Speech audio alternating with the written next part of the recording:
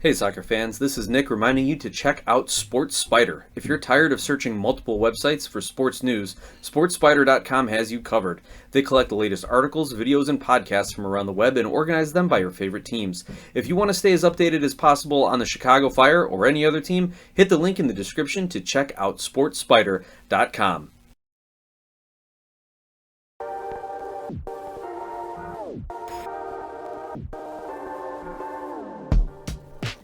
Hey soccer fans, welcome back to the Feed the Fire podcast. I am your host Nick, and with the Chicago Fire being on a break during the League's Cup after having been knocked out after two losses, first to Kansas City, second to Toluca, there's really not a lot of games to talk about. So what I thought we would do here, especially because when you're listening to this, I am on vacation. I am pre-recording this episode just to make sure that I can get all the sounds of my voice into your ears while I am away. So we're going to take a look at the standings. We're going to take a look at their future schedule. We got a listener email in that wants to talk a little transfer talk. We're going to do all of this and more in this episode.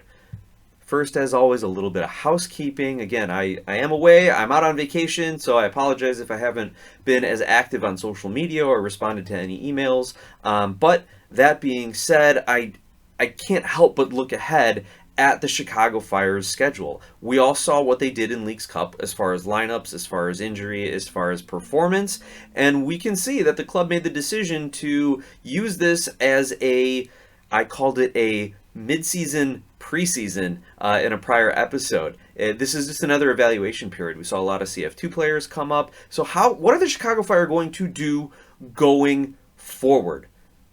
By the way, real quick sidebar, on the MLSsoccer.com homepage, they're playing up, Chicharito is back against the Galaxy playing with Chivas. He shaved his head, at least in this picture, and he looks like a crazy person. So go find shaved head Chicharito, or don't if you don't want to have any nightmares. That's quite the photo of him there. But anyway, looking at the standings and what the Chicago Fire should kind of be looking forward to in the future towards the end of this 2024 season. In the Eastern Conference, your top four teams are Miami, Cincinnati, Columbus, and the Red Bulls of New York. Miami's on 53 points, 16 wins, plus 17 goal differential. They're the best team in MLS when it comes to the record. We've got Cincinnati on 48 points with 15 wins, plus 11 goal differential. The Columbus Crew on 43 points with 12 wins, but a plus 25 goal differential. The Crew have definitely grown into this season. Not that they really had a slow start, but relative to Miami and Cincinnati and having extended runs in continental play, that did kind of slow them down a little bit to start. But with the loss of one of their starters, Aiden Morris, getting transferred to Middlesbrough, they just keep rolling. They keep attacking. They keep scoring goals. Now, Patrick Schulte has had a little bit of a rough form at the Olympics for the U.S. team. Hopefully that is gone and forgotten and left in Paris, and he can come back to his fine form with the Crew. The Red Bulls on 41 points, 10 wins, a plus 11 goal differential. This is a surprisingly good season for the New York Red Bulls. We'll see if they can stay in that top half of the Eastern Conference as the season winds down.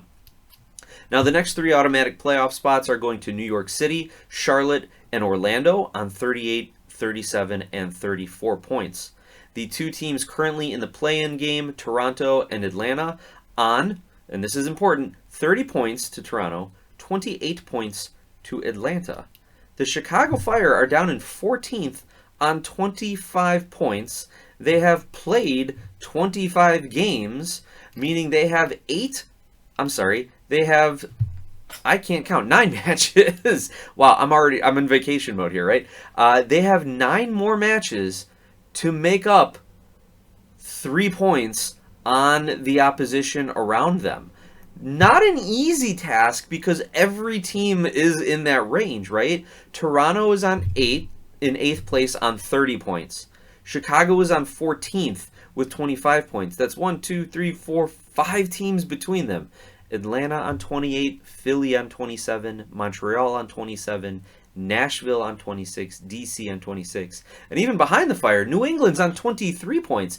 It's not totally outside the realm of possibility for the New England Revolution to make up 5 or 6 points and be right at that line of making the play-in game, especially the way they've been playing lately. So it's not outside the realm of possibilities either for the Chicago Fire to make a jump into the playoffs because it's such a tight race in the East, but you have a lot of these teams ahead of you that are also thinking the same thing, that may have a more favorable schedule than the Chicago Fire. So let's take a look forward, and to continue taking a look forward, I want to read a little bit of an email I received from Dominic O'Donnell, and thank you so much, Dominic, for writing in. I appreciate the time you took into your email here. He says, as for making the playoffs, I was looking at the schedule and standings and realized with only 9 games to play, 9 games, Dom can do math, I can't, we need a really solid effort just to match last year. We finished with 40, and 43 was what was needed to make the playoffs, so 3 points shy of the playoffs last year.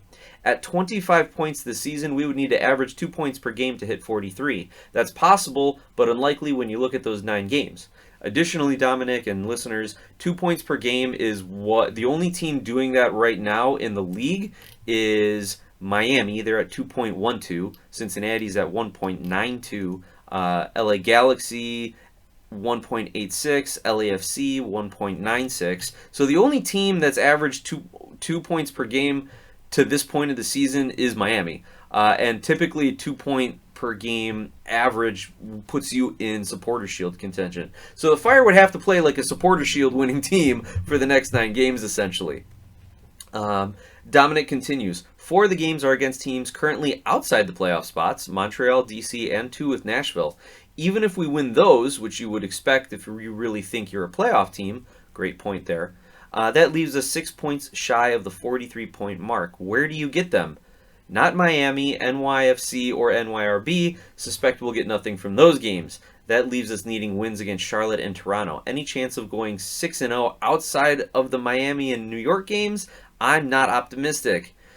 Dom, well put.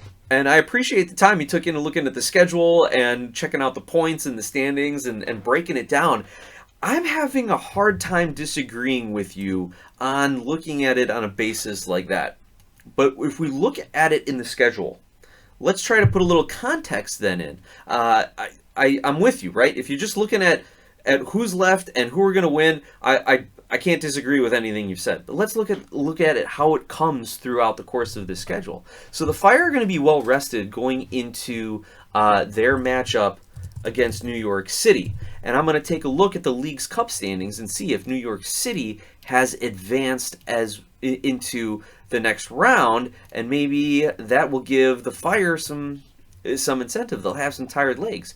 So right now, New York City's group is Cincinnati, NYC, and Querétaro, I pronounced that right, I think, Querétaro, from Liga MX. So Querétaro has a draw and a loss. They've played their 2 games. So New York City needs at least a draw against Cincinnati, otherwise it'll come down to tiebreakers with Querétaro to advance. So New York will likely advance, and then hopefully they'll be tired when they play the Fire. Maybe the Chicago Fire then, even though it would be an away match to New York, coming out of a couple of weeks break, maybe New York's a little tired from League's Cup, maybe they're like, look, we're already 5th in the standings, we can just tread water. Some things could break the Chicago Fire's way there. Next matchup, the Chicago Fire host Miami. Let's say they recapture some of that magic from last season when Miami came to town, even without Messi. Now, I don't know if Shaqiri is going to have another performance like he did. His greatest ever performance in a Chicago Fire uniform came against Miami last season at home. But if they can capture a little bit of that magic, if Miami's maybe resting a little of their players after a League's Cup run, thinking let's just go to Chicago, and even if we come away with a point, or even our bench players can beat these guys because they're bottom of the table, maybe you get a draw there. And I'm purposely being more optimistic just to kind of show you a counterpoint to Dominic's email. And those are your August games. September, you've got 2 home games to start it off, against DC and against Red Bulls. yeah, DC, a beatable opponent, someone the Chicago Fire should beat, especially at home. Red Bulls is going to be a tough match, but you're at home. Take a point there. Then you travel to Nashville and to Montreal. Good to see that your road games are against some of the worst teams in this remaining stretch. Then you've got Toronto at home, away to Charlotte. That's going to be a tough one. And then at the end of the season, October 19th, you will be at home against Nashville. So, Dominic, I agree with your analysis when you look at the remaining teams, just as that, the remaining teams and where they are in the table and how they're playing.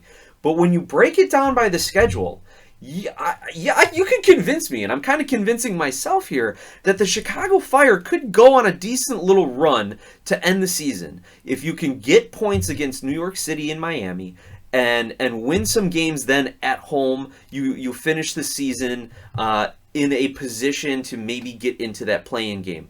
Right now, again, ahead of you is Nashville, DC, and Montreal. You beat those teams, you put yourself into, say, the 11 spot, and then maybe, just maybe, Atlanta, Philly, Montreal, Nashville continue to fall, and the Fire sneak into that 9 spot. Not the craziest thing that could happen. So I'm going to stay optimistic. I'm going to temper a little bit of Dominic's analysis there, even though I agree with it for what it was. But there is that possibility that the Fire, if maybe they bring in a little more help in this summer transfer window, get some fresh legs in, and that could help them make that push for that play-in game here. All right. Now, I'm not going to go crazy breakdown and look at every other team's schedule and where they're going to fall. It'd be great if anyone knows someone who's ranking difficulty of schedule at this point. Shoot me a message, glasshouseSoccer@gmail.com,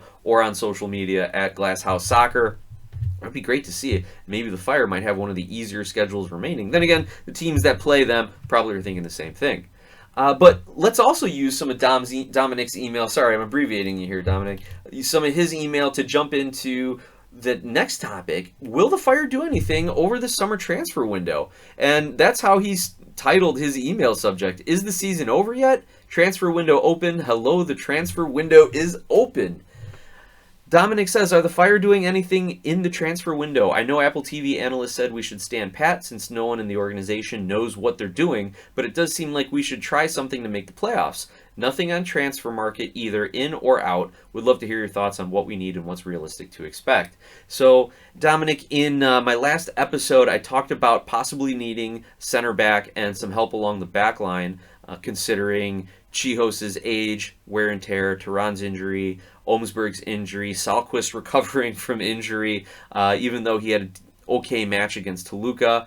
We've got our outside backs. If Gutman is back, he got some minutes against Toluca. If he can play 70 minutes or so, and then have Dean or Suke come in for him, and then have, our starting outside backs of Gutman and Aragoni, that would be huge to make this push. So one area that the Fire might want to address, and maybe I don't think they would transfer in anyone. Maybe they bring up Connex from CF2 to kind of get a few emergency minutes with the first team. But if they are going to transfer someone in, and that's typically the transfer philosophy, right? You have to buy offense. You can grow defense in your academy, but you can buy offense. I mean, you look at even though the Chicago Fire, their defenders are mostly transfers unless you count Pineda, and he's playing in the center back role, though I'd like to see him as more of a midfielder distributing the ball, but hey, that's just me. I don't have a coaching license yet. So I think the Fire are going to focus on offense this transfer window. I don't think they're going to go out and make any big moves. I don't think they're going to really spend a lot of money because the organization doesn't know the direction they're going to go in. They don't have any new coaching staff lined up or head coach out there, at least nothing that I've heard or seen from all the usual sources. Also, is the front office going to stay? I know they all got extensions, but are they going to be moved around within the organization, or are there going to be other people who come in? Is there going to be a shakeup in the scouting? We don't know any of these things. I mean, it's annoying, but I give the Fire credit that they play their cards close to their vest for a lot of this. So there is a little bit of conversation out there in the greater MLS universe. Actually, Joe Lowry wrote a short article here on teams needing to make a splash in the summer transfer window. And he says the Chicago Fire need attacking help, that they could theoretically move Gaston Jimenez off his DP tag, buy him down, get rid of Shaqiri, and then bring in a couple DPs even if they really want to push it. And he said there should be some top-end flexibility in Chicago. Even more than that, there should be tons of tactical flexibility, giving the front office plenty of options in the transfer market. Klopas has used a 4-2-3-1 and a 3-5-2 this year, playing both with and without a true number 10. Missing a classic playmaking midfielder in the squad, it would be easy for the Fire to seek out a player in that profile to feed Hugo Kuipers. So that's one option. Go after a more traditional number 10, someone who could service Kuipers and maybe complement Gutierrez a little bit. However, they could also look for another striker to help bring Kuipers into the game should Klopas want to stick with the two forward front. Chicago could even hunt for a winger and pivot to more of a Columbus Crew 3-4-3 setup. Joe Lowry says he would look towards a playmaking number 10 and play something more like a 3-4-1-2 structure. And I would agree. I don't think the Fire should be looking for another striker. We've seen Koutsias have a little bit of a bump up in this League's Cup, and I think when you actually give him an assignment and a role and some tactics rather than just come off the bench and try to make something happen, because when he does come in, he's all over the pitch. And I think that's just a product of coaching, not his lack of discipline or positional awareness. They're just saying go in there, press, run, go hard, do something. So I think with a little work with Koutsias and Gutierrez and Kuipers, you don't want to bring in a new striker. If you can get a playmaking midfielder, yeah, that gives you a lot more options. I don't think you should bring in a winger because we have seen the Chicago Fire try to play up the wings with Selassie, with Chris Mueller, with Herbers and Aragoni and Reynolds and Gutman all pushing forward from their either midfield or defensive positions, and they're just not the team to do that, to lob those balls into Kuipers to try and latch on to the end of it. The Fire were not getting players in the box. Kuipers, as good as he is as a striker in the air, was getting double teamed and unable to do anything with the little service that he did receive. So I don't think they want to be playing focused on the wings. I think the Fire should be playing centrally with an attacking midfield with some possession type midfield, because Kuipers then can get into spots, get open, and get some goals. So I agree they should be looking for an attacking midfielder, and Joe Lowry continued his writing. He's been a very busy writer this week and listed out a number of players who could be available, who kind of showed up and shined a little at Copa America and the Euros. He said 10 transfer targets for MLS teams from the Euros and Copa America. And this article came out just over a couple weeks ago, back on July 16th, if you want to look up the full list. But as far as kind of players that fit that mold, that attacking midfielder, he lists, and I'm going to disagree, James Rodriguez. There's so much made out of James Rodriguez, the midfielder from Colombia, as very Shaqiri-esque, that he plays so much better for his national team than he does his club team. And as a guy who used to follow Everton pretty closely, I don't want to see James Rodriguez come to my MLS club. The article says MLS teams have been linked to him for years. He's barely playing for Sao Paulo in Brazil, even though he does have the tools to change games. He's 33 years old, and Lowry rates him as an absolute star in MLS. I don't think I want to see him in Chicago Fire red. He's not one of those guys who plays well for his club. It's plain and simple. And at 33 years old, I see him being very similar to Shaqiri, and he's probably going to want the money like Shaqiri. I wouldn't want to see James there in Chicago. Is that the only attacking midfielder that he puts on his list? No, here we go. Let's get down to the Euros list. He also lists Georgi Kocharashvili, the Georgian midfielder. 25-year-old, plays for Levante, and could make his way to MLS. Let's see, what is he saying? Not been a game breaker at the club level, only playing about 1,300 minutes in La Liga 2, but is a hard worker against the ball and is useful connector in midfield. Could be a valuable 8 at a club. So probably not that attacking midfielder. If he does come to the Fire, then we've got Acosta, we've got Pineda as a backup. He's probably a replacement for Jimenez in that role, so probably not someone we'd want to bring in right now. Lowry also lists Andre Duda, a Slovakian midfielder, plays in Serie A with Las Verona, and actually has playing with Karl Swiderski. So a little bit, maybe there is some MLS talk there. He wouldn't come cheap, but Duda has the makings of a difference maker in MLS. So that's another problem. I don't think they're going to want to spend on Duda. But hey, like I've said in previous episodes, it seems like this is Joe Mansueto's passion project, something fun for him to do. Maybe he will throw the cash around. And if he brings in Duda, who finished in the 74th percentile in through balls and 90th percentile for key passes in Serie A amongst central midfielders. So he has vision, he has the skill to execute it, and he would be a great addition to link up with Hugo Kuipers and then maybe kind of put Gutierrez under his wing and raise his level as well. The last midfielder that Lowry lists, Jakub Petrowski, Polish midfielder, 26-year-old, played in Poland, Belgium, the second Bundesliga, and had a double-digit scoring season in Bulgaria. Let's see, featured in a couple games against the Netherlands and Austria. Big frame, defensive work rate, threat in the box on set pieces, and the even occasional clever pass. So again, more of a defensive player, and if we're going to rely on him for his set piece ability, that's nothing the Chicago Fire are going to want to look for, because they hired a set piece coach this year, and apparently he's just collecting a paycheck and not doing any work.